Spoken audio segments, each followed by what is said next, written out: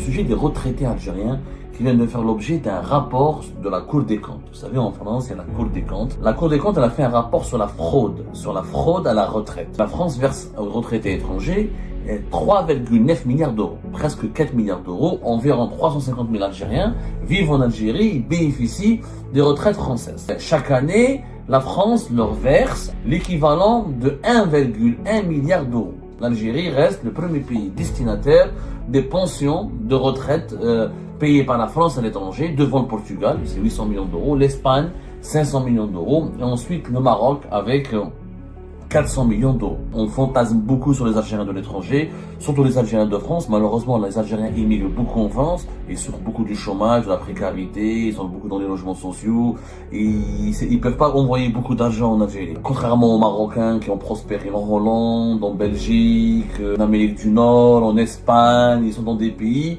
et ils s'occupent des métiers, ils sont des pays qui sont plus dynamiques économiquement que la France, ils sont moins dépendants des aides sociales des pays où ils travaillent, et les Marocains sont plus travailleurs, on va dire, et les Marocains, quand ils partent à l'étranger, ils économisent beaucoup pour envoyer dans leur pays, ils investissent beaucoup dans leur pays, c'est pas le cas des Algériens et des Algériens. Dans les grands pays, il y a beaucoup d'argent à se faire, comme les monarchies du Golfe ou les États-Unis, il n'y a pas de grande communauté algérienne, par exemple. Le sujet des retraités algériens qui viennent de faire l'objet d'un rapport de la Cour des comptes. Vous savez, en France, il y a la Cour des comptes.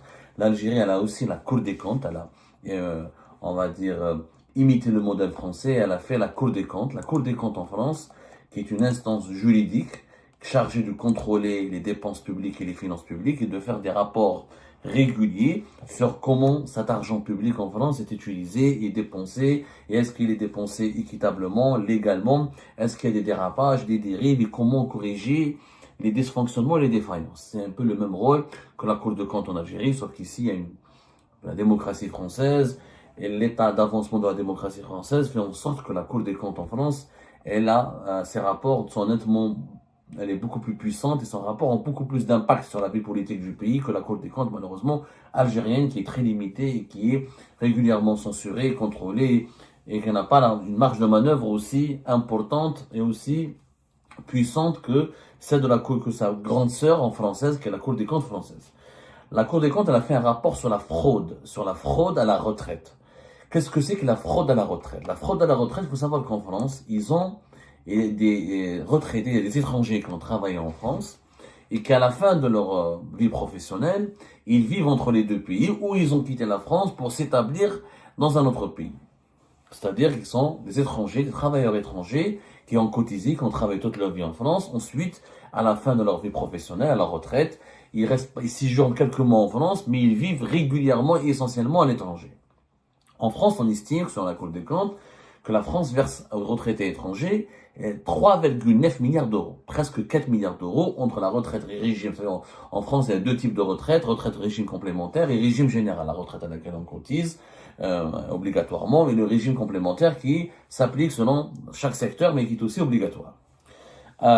L'Algérie est le pays, parmi les pays les plus grands bénéficiaires de ces versements de retraite à l'étranger. Pourquoi? Parce que les travailleurs algériens étaient très nombreux en France, à travailler en France durant les années 70 et une partie des années 60 jusqu'aux années 80, aux années 90, et les travailleurs algériens ont été pratiquement la première communauté des travailleurs étrangers.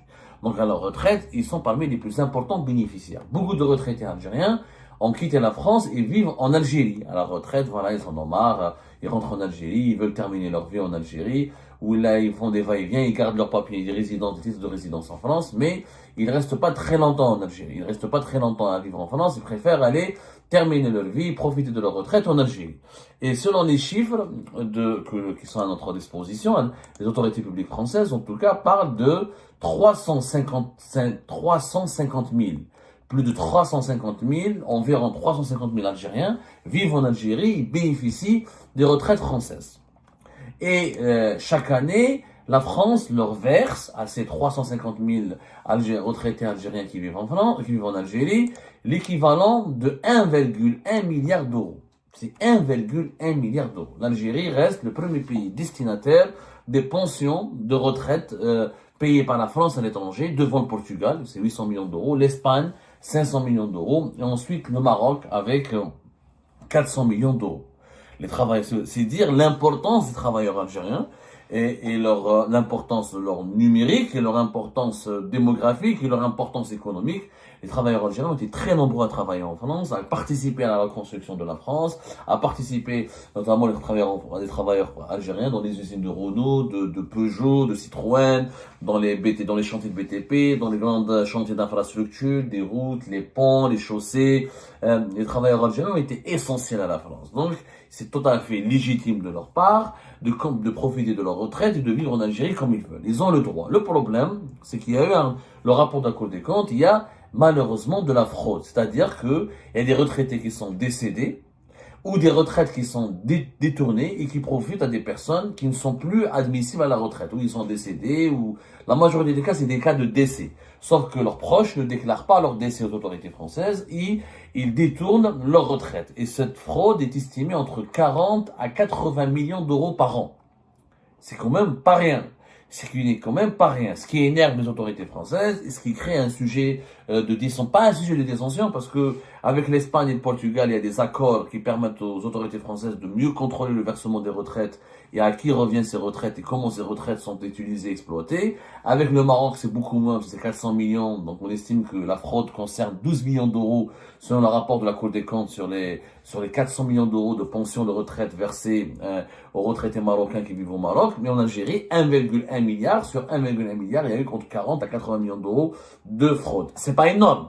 Enfin, c'est pas énorme, c'est énorme en soi, c'est pas énorme par rapport aux 1,1 milliard. C'est-à-dire, c'est même pas 10%. On est entre pratiquement à 5%. Mais ça reste un sujet qui énerve les défenseurs des finances publiques ici en France. Et vu que la France est extrêmement endettée en ce moment, elle veut donc repérer tous les cas de fraude aux aides sociales, les fraudes à la retraite, les fraudes aux aides au chômage. La France est en train de lancer une série de contrôles et de mesures pour améliorer le contrôle des dépenses publiques. La France, elle a énormément de dépenses sociales. Je crois que c'est des centaines et des centaines de milliards d'euros qui sont dépensés par l'État français pour différentes, on va dire pour la santé, pour l'éducation, pour l'assistance à des personnes âgées, etc. C'est des budgets monumentaux. Franchement, voilà, on estime que par exemple les prestations sociales en France, c'est plus de 527 milliards d'euros en 2023. C'est énorme. Mais encore, si on totalise tous les dépenses liées à la protection sociale en France, c'est le premier pays en Europe, c'est 849 milliards d'euros.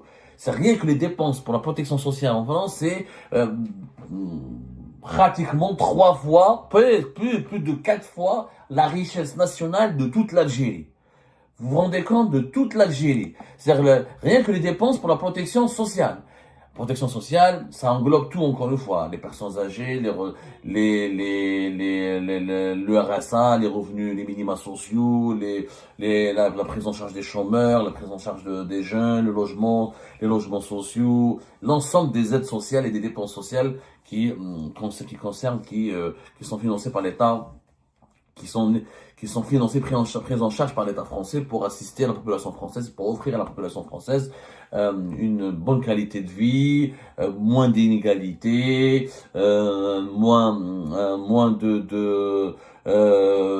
plus de prospérité pour empêcher les fragiles de vivre dans une grande pauvreté. Et c'est vrai que la France, elle est connue pour cela. Et même, il faut dire la vérité, il y a énormément d'Algériennes et d'Algériens qui vivent en France pour profiter, parce qu'ils savent qu'en France, contrairement aux pays anglo-saxons, contrairement aux monarchies du Golfe, il y a une véritable protection sociale qui peut les protéger en cas d'incapacité à gagner des revenus élevés ou considérables, ou des revenus qui leur permettraient de vivre dignement. En France, c'est la protection sociale qui permet à quelqu'un, à tous les individus, à tous les foyers, y compris les étrangers.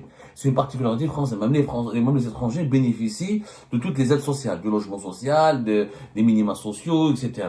Et les chiffres sont hallucinants pour la santé. Par exemple, l'État français dépense pratiquement depuis 2022 plus de 317 milliards d'euros pour prendre en charge certaines maladies, pour prendre pour rembourser des médicaments, pour les soins des étrangers qui ne peuvent pas payer, pour les soins des pauvres qui ne peuvent pas payer, etc. Rien que par exemple la prise en charge des personnes âgées, c'est 360 milliards d'euros.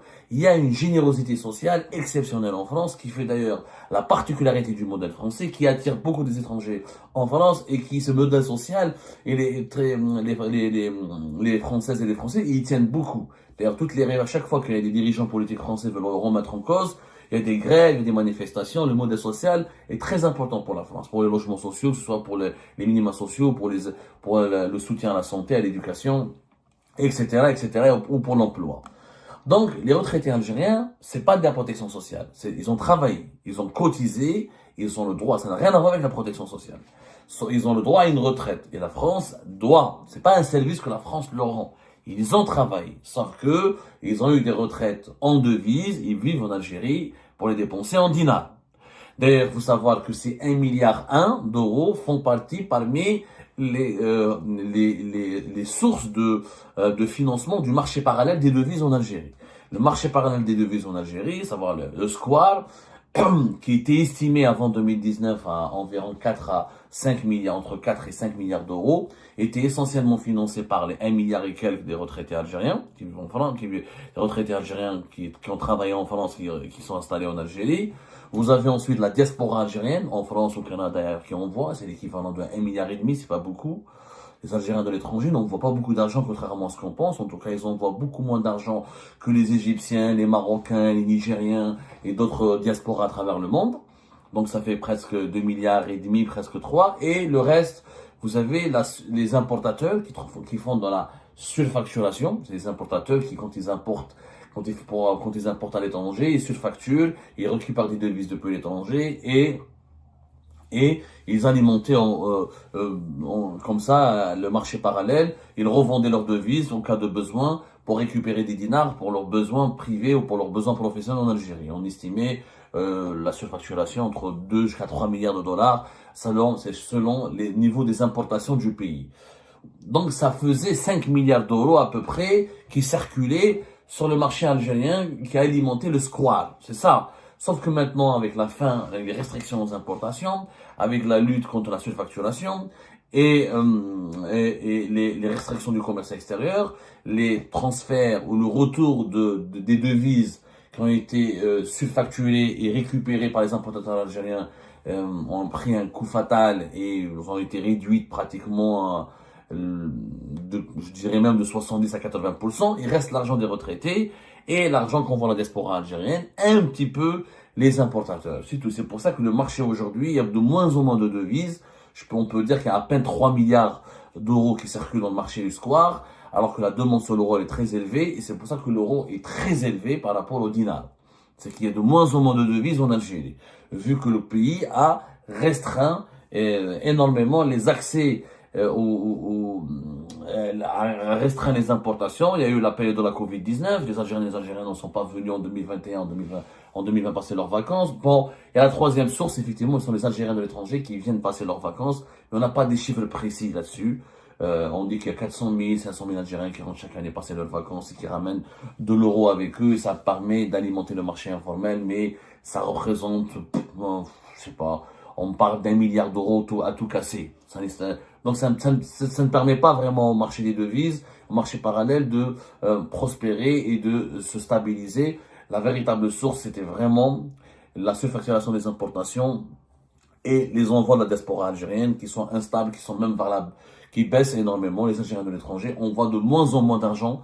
Ça, c'est ce que les rapports internationaux nous démontrent. En tout cas, ils n'envoient pas assez par rapport aux potentialités qu'ils représentent au regard de ce qu'ils occupent comme emploi à l'étranger. Bon, la diaspora algérienne, c'est un autre métier, c'est un autre sujet plutôt, hein, parce qu'on fantasme beaucoup sur les Algériens de l'étranger, surtout les Algériens de France. Malheureusement, les Algériens immigrent beaucoup en France. Or, la grande communauté algérienne en France, elle est avec deuxième Canada. Les Algériens de France ne roulent pas sur l'or, hein, et sur beaucoup du chômage, de la précarité, ils sont beaucoup dans les logements sociaux, et ils peuvent pas envoyer beaucoup d'argent en Algérie. Il faut dire la vérité. On peut dire à 50% des Algériens de France n'ont pas une situation sociale extrêmement importante ou particulièrement attirante.